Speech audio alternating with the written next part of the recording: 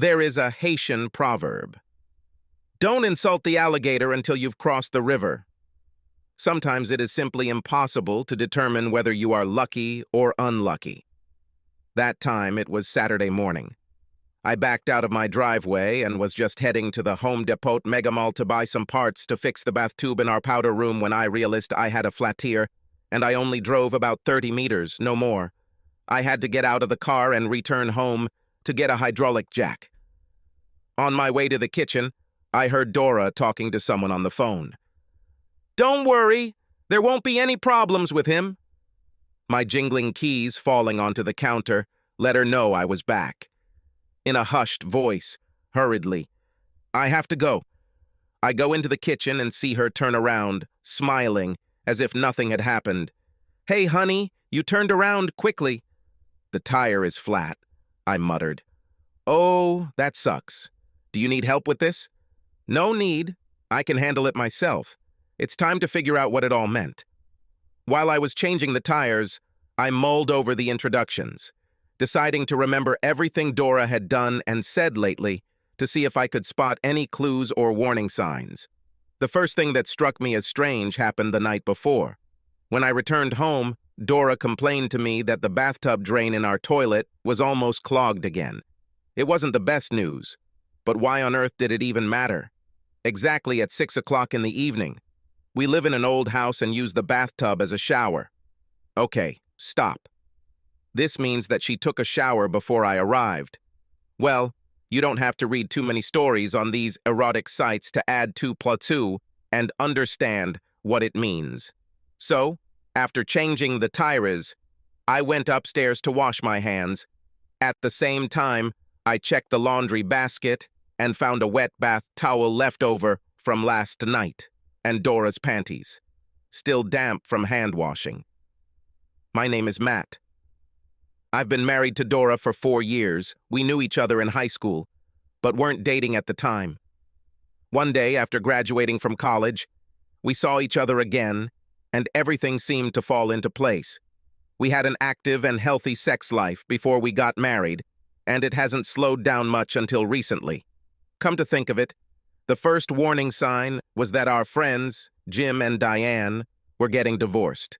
I was completely on Jim's side for all the crap he put Diana through during the divorce.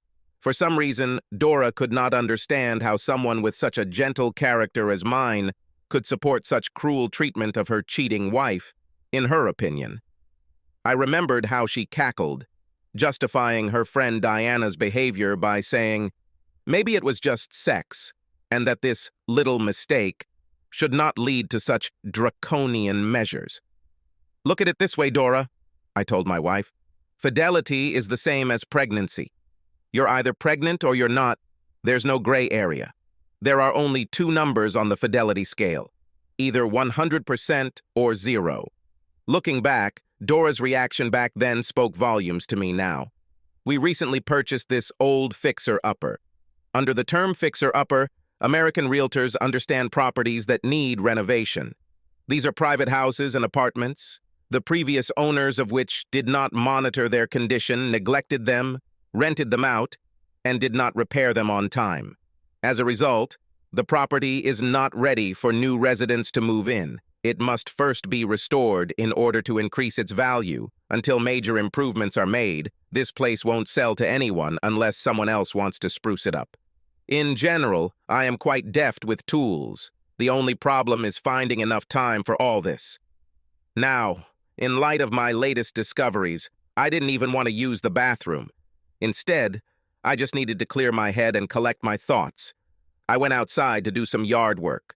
My indignant mind was seething with anger, but I didn't know what else I needed to do to get more information. Dora also went out into the yard and, sitting down, was busy nearby, caring for her rose bushes. I had already started trimming the trees when I suddenly heard a high-pitched screech. Dora stumbled, trying to get up, and screamed in panic. "A snake! Yes, it is a snake!" I smiled. Dora was deathly afraid of snakes. As for me, I find snakes funny, living ropes with eyes and a forked tongue. As I got closer to its bushes, I saw a pencil-thin garter snake about 1 foot long on the ground. "Kill her! Kill her!" Dora squealed from a safe distance. I lied. I don't see anyone. Are you sure? Yes. Damn it. She was huge. Look carefully. While Dora was peeking out from behind the door, I picked up a foot-long twig from the ground and threw it in her direction. That's her? A deafening screech and the sound of the door slamming was all I heard. Dora locked all the doors leading into the house, so I had to apologize profusely for throwing a snake at her before I was allowed into our home. I need to lie down, she moaned. You know I hate snakes. It wasn't funny at all to throw it at me. As soon as Dora came upstairs, I turned on her cell phone and wrote down the phone numbers she had called recently. While I was at it, I checked her recent travel history on Google Maps to see what routes she had taken. Yesterday, for example, at 14:30, Dora visited the cafe bar Parakeet Lounge. Putting the puzzle together turned out to be not so difficult. There are too many calls to Jacob Sater, her work colleague, for this to be a mere coincidence. In our beautiful city, there were not so many people with such a remarkable surname. And one of them, I believe, is this fruit that lives about 4 miles from our house. Well, I decided to take a ride and look around the place. It turned out that the Parakeet Lounge is almost adjacent to the America Sleeps Motel. Bang! One killed, one more left. I carefully parked a few houses away from Jacob's house and began to watch him. There were a couple of children playing in the front yard, and a pretty lady would occasionally lean out the window and talk to them. I assumed that the man who soon left the house was Jacob. A minute later, he got into a car parked near the house and drove away. I emerged from my hiding place, folder in hand, and knocked on the front door. Yes. Can I help you with something? The pretty woman hostess's voice also turned out to be very nice. Yes, ma'am. I'm updating the census information. Are you Mrs. Sater? I inquired busily. Yes, it's me. Opening the folder, I made a note in my papers. Sorry, I don't have your name. You have 2 children, right? What age are they?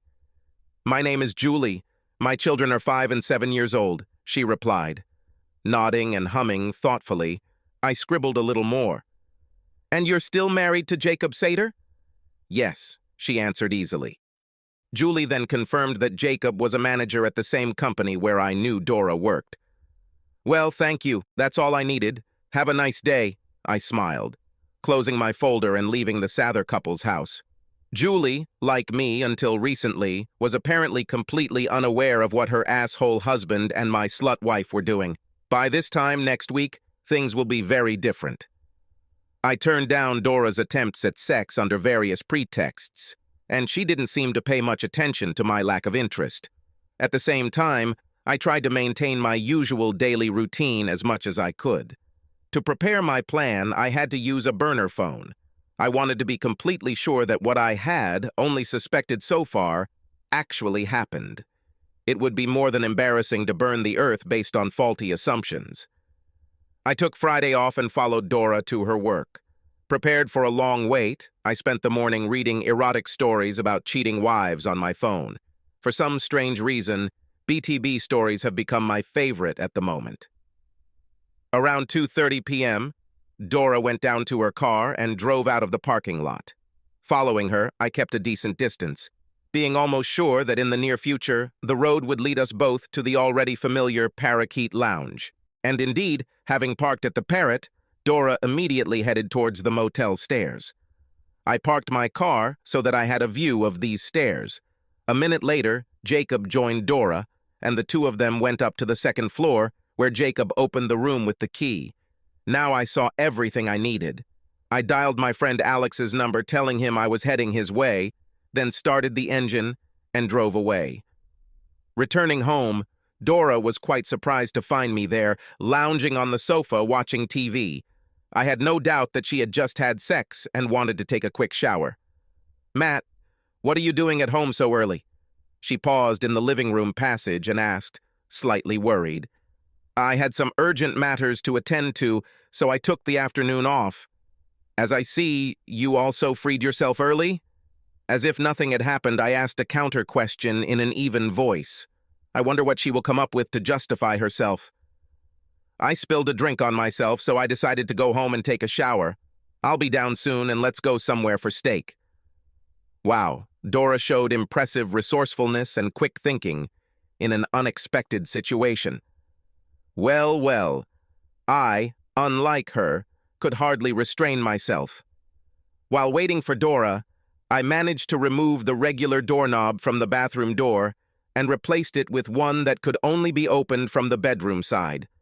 The door opened from the bedroom into the bathroom, and now that Dora was inside, she would be stuck.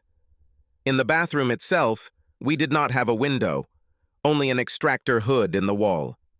The door, like all the other doors in the old house, was quite heavy and made of wood. After some time, I tiptoed up the stairs and heard the door to the bathroom click shut. I pulled the handle from the outside to make sure it was securely locked. A few seconds later, there was a hysterical scream. Dora banged on the door, but the knocking was not as loud as her panicked screams. I turned on the radio next to the bed and turned up the volume to drown out the screams. You see, I borrowed 2 very large yellow anaconda snakes from my herpetologist friend, Alex. Each of them was about 2.5 meters long and about the size of my arm. They were too big to fit under the door, so I put them in the tub and closed the curtain. Anacondas are not poisonous, but when they are very hungry, they can attack. Alex feeds them well, so they will become at least somewhat dangerous only in a few weeks. "Matt, let me out! Let me out, Matt! Please let me out!" The screams continued from the bathroom. "Maybe Jacob can help you. What's his number?" I approached the door and asked louder.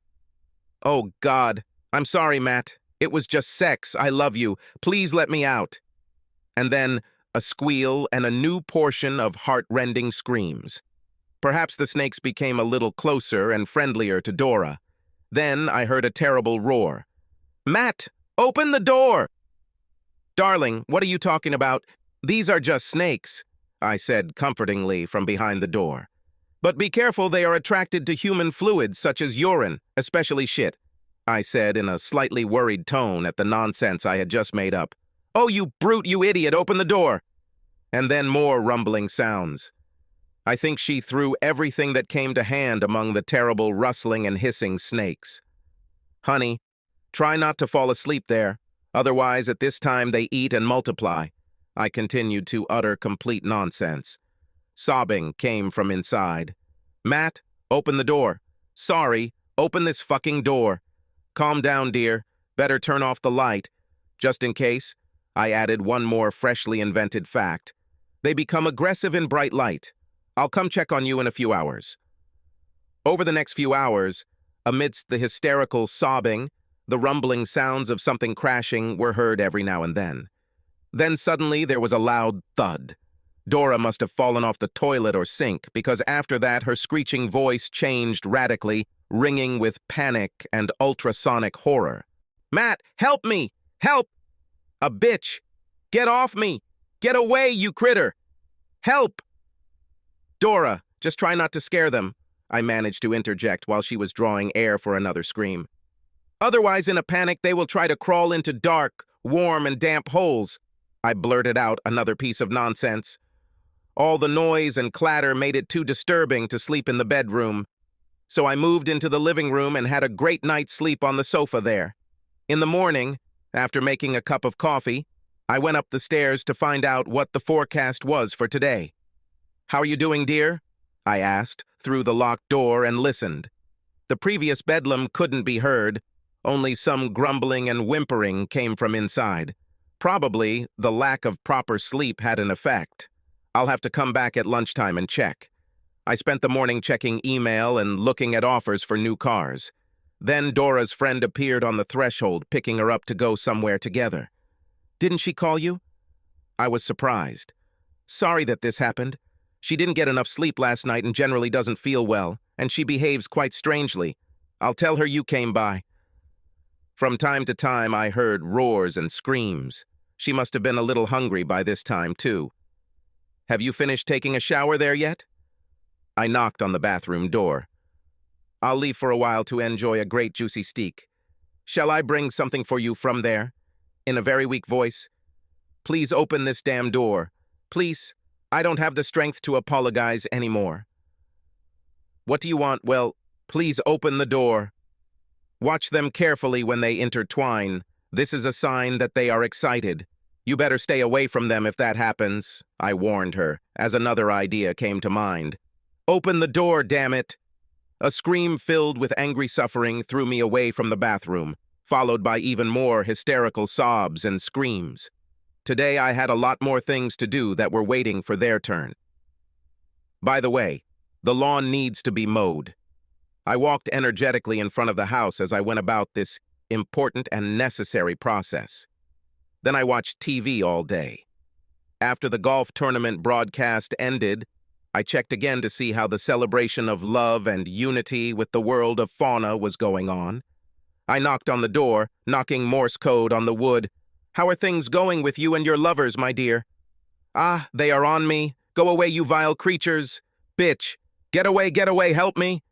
Apparently, Dora dozed off after all, and her yellow lovers took their chance and clung to her, wrapping their temporary companion in their loving embrace.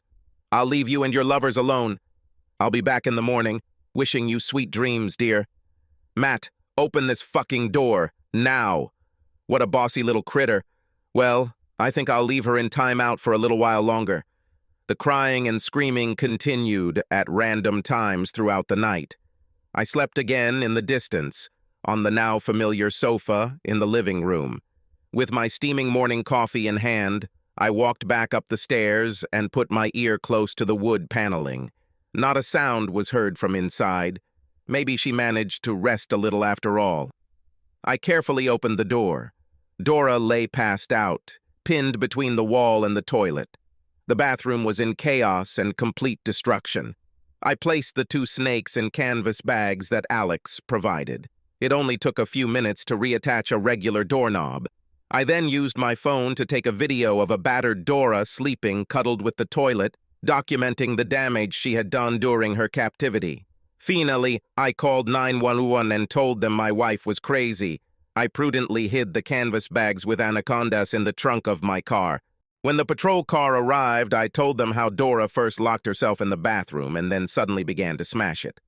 I didn't know if she was stoned or abusing drugs, but she was screaming something unintelligible and raving about the snakes around her.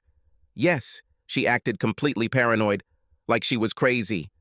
Of course, I agree with you officers. She definitely needs some mental health care, and I'm willing to sign all the necessary paperwork to make sure my wife gets it.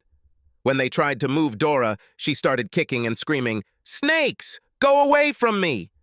and, wildly waving her arms, attacked the cops. It took the efforts of 2 large officers to subdue her. As they led the limp Dora outside, they informed me that they would be taking her to the hospital for further observation. Before they left, the cops took photos of the upside-down bathroom, checked the lock on the door, yanked the handle back and forth, and searched for snakes without success. On the way to the hospital, I stopped by Alex. Both snakes, in my opinion, were not hurt at all, and even seemed to be squirming quite contentedly after the adventures they had experienced. I promised to treat Alex to a big steak for dinner. I think that for my performance in the hospital, I deserved at least an Oscar in the supporting actor category. I couldn't have had more sympathy from the nurses and doctors. They assured me that my wife's case, although unusual, happened several times a year. I looked through the window inside the room and saw that the orderlies had securely immured Dora in a straitjacket. Anti-anxiety medications should help her regain peace of mind over time. The doctors convinced me to agree to keep her for observation for at least a week. I don't think this will look good on her resume. The report received a week later was not very encouraging for Dora. Every time someone or something near her moved, she would attack him and scream. The patient also continued to talk about how I locked her in a bathroom with snakes to punish her for cheating. Her betrayal? How? Did she cheat on me? Is she having an affair? I continued, to the best of my talent, to play my best role of the taken-by-surprise husband. Someone she works with named Jacob, they reported to me. Damn, I need to sit down. I'm not feeling very well. So you think it was because of guilt that she went off the rails? The brain is a very complex thing. It is difficult to say what caused her breakdown. They sympathetically handed me a glass of water. There were no snakes there, so what will happen to her now? I asked her to be an attending doctor. We have completed the necessary paperwork to keep your wife under observation for another 2 weeks, he replied. I called my lawyer and asked him to start divorce proceedings. He, in turn, contacted Dora and Jacob's employer and began working on a settlement agreement. Jacob is a manager at their company and Dora is not, so they shouldn't have mixed their bodily fluids in the most outrageous way. While Dora is being treated for a nervous disorder, she cannot be served with divorce papers. It doesn't matter. They will be waiting for her when the Esculapians finally release Dora. She will also have to find another job. I heard that Julie has also declared hunting season for Jacob's former employer.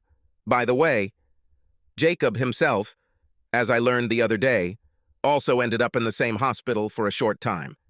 It turned out that he was bitten by a poisonous snake, which he found in his car. They had to amputate some of his extra fingers.